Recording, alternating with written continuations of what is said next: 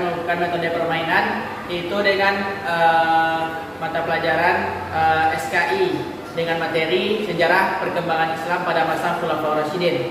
Nah, di mana metode permainan ini ialah merupakan cara siswa untuk mengetahui pengertian atau konsep tertentu dengan cara bermain. Nah, dengan cara melalui metode ini, siswa dapat mengetahui dan menghafal apa yang dia lakukan dengan permainan. Nah, baik itu secara individu maupun kelompok.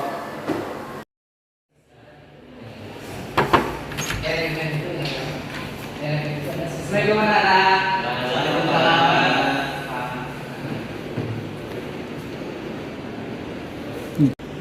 Baik anak-anak, pada hari ini kita belajar SKI tentang sejarah perkembangan Islam pada masa Khulafaur Rasyidin.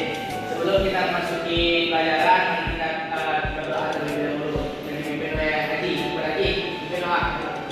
Baiklah teman-teman, marilah kita berdoa dengan mengadapkan tangan. Doa mulai.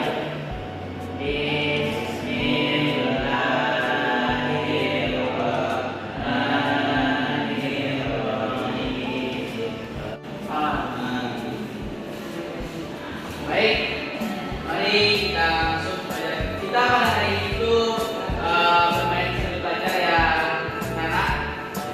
Pak, bermain seperti apa Pak? Nanti akan Bapak tunjukkan caranya. Bapak sedikit jelaskan dulu materinya yang dimana Khulafaur Rasyidin ini.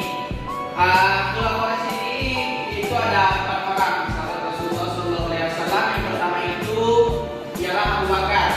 Di mana Abu Bakar ini sebelum wafatnya Rasulullah SAW belum ditunjuk Abu Bakar sebagai pengganti Rasulullah, tetapi ketika sesudah Rasulullah SAW wafat, maka kaum Muhajirin dan kaum Ansar musyawarah bersama untuk memusyawarahkan siapa yang akan menjadi pengganti Rasulullah SAW. Pada saat itu ditunjuklah Abu Bakar sebagai pengganti Rasulullah SAW. Di mana prestasi Abu Bakar ini yang pertama itu ialah memperluas wilayah, kemudian menulis mushaf Al-Quran, yang ketiga memerangi nabi-nabi palsu.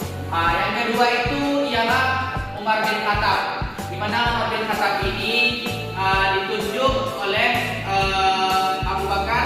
Ketika itu Abu Bakar mulai sakit-sakit pada masa itu, kemudian Abu Bakar ini menunjuk Abu Bakar sebagai pengganti beliau ketika beliau sudah wafat nantinya. Prestasi Abu Bakar ini yang pertama itu ialah Umar bin Khattab ini ialah pertama memperluas wilayah ke negeri Syria, Syam dan lain sebagainya. Kemudian yang kedua itu ialah membentuk Medan Kriya. Kemudian Baitul Mal. Kemudian yang ketiga itu ialah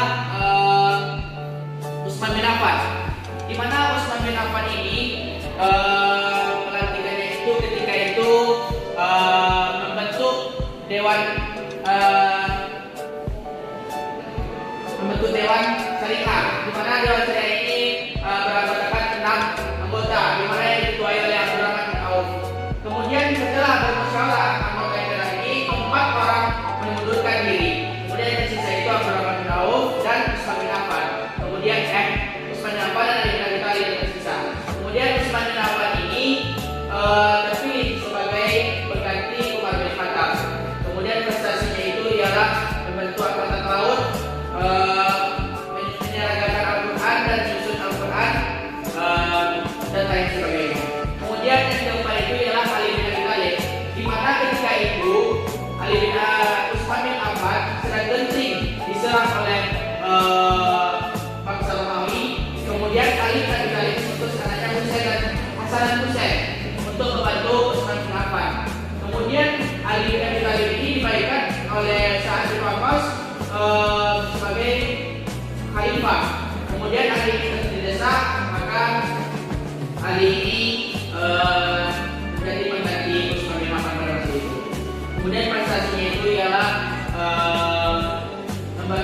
dan pegawai-pegawai yang melaksanakan. Sekian, terima kasih. Nanti kita bermain setelah ini. Baik, Bapak akan membuat nama di kertas ini. Kemudian di antara kalian nanti yang tidak mendapat, nanti Bapak akan mendapatkannya di belakang. Nanti kalau kalian di antara kalian ini tidak dapat kertas ini, maka dia akan hukum, maka dia yang kalah. Oke?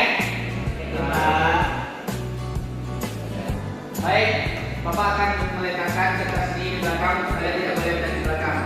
Atau bisa kita tutup mata. Oke, Pak. Gini, Pak. Ya.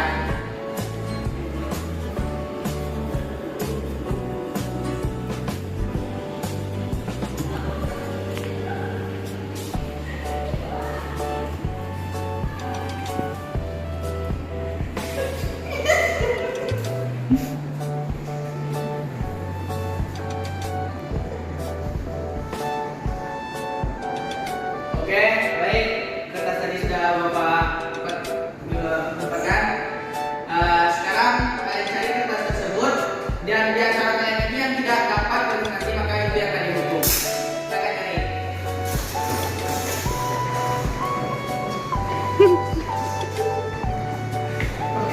Dapat, Pak. Dapat. Oke, Aidil kalah. Aidil akan hukum. Hukumannya itu ialah menjelaskan apa yang Bapak katakan tadi, yaitu khalifah yang bernama Umar bin Khattab. Jadi saya akan menjelaskan tentang Khulafaur Rasyidin. Sebagaimana diketahui bahwa Khulafaur Rasyidin ini adalah pemimpin yang dipercaya setelah tiadanya Rasulullah, setelah tiadanya wafatnya Rasulullah. Yang mana Khulafaur Rasyidin ini adalah empat. Yang pertama Abu Bakar. Abu Bakar ialah ketika Rasulullah itu meninggal atau wafat, bermusyawarahlah kaum Muhajirin dan kaum Ansar dalam memutuskan siapa yang akan memimpin setelah Nabi. Maka hasil dari keputusan itu, maka terpilihlah Abu Bakar sebagai pemimpin atau Khulafaur Rasyidin. Yang mana kebijakan atau prestasi beliau yang pertama itu memerangi nabi palsu, yang kedua memerangi nabi palsu, keluasan wilayah dan lain-lain. Ada tambahannya dari teman-teman yang tahu apa nih? Ada yang tahu prestasi tambahannya tadi? Yang Pak? Ya, Ahmad. Yang pernah saya baca dalam satu buku, Pak, bahwasanya Umar bin Khattab ini merupakan suatu pemimpin yang harus ditiru. Bukan Umar, tapi masih di Abu Bakar. Oh, masih di Abu Bakar. Prestasi Abu Bakar. Ya, merupakan salah satu penindasan nabi-nabi palsu, Ya. menarik kembali umat-umat muslim yang sudah murtad karena setelah wafatnya Nabi Muhammad SAW itu banyak manusia umat muslim yang berpindah agamanya ini bertolak belakang dari agama Islam sehingga dia menganut agama Yahudi, Majusi, bahkan menyembah berhala-berhala yang ada di kota Makkah tersebut. Jadi di situ Abu Bakar berinisiatif bagaimana caranya umat Islam ini bisa menjadi satu kembali, tidak terpecah belah sebagaimana yang sudah dilakukan mereka pada saat itu juga. Nah, prestasi yang paling besar menurut saya yakni mengembalikan umat-umat muslim yang sudah murtad kembali kepada agama Islam dengan berupa dalil-dalil atau pidato-pidato yang disampaikan. Bagus, Ahmad. Tepuk tangan dulu untuk Ahmad, teman-teman.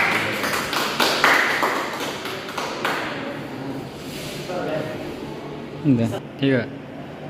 Baik, Aidil, kita cukup di situ. Kembali ke tempat duduk. Kita beri tepuk tangan untuk Aidil.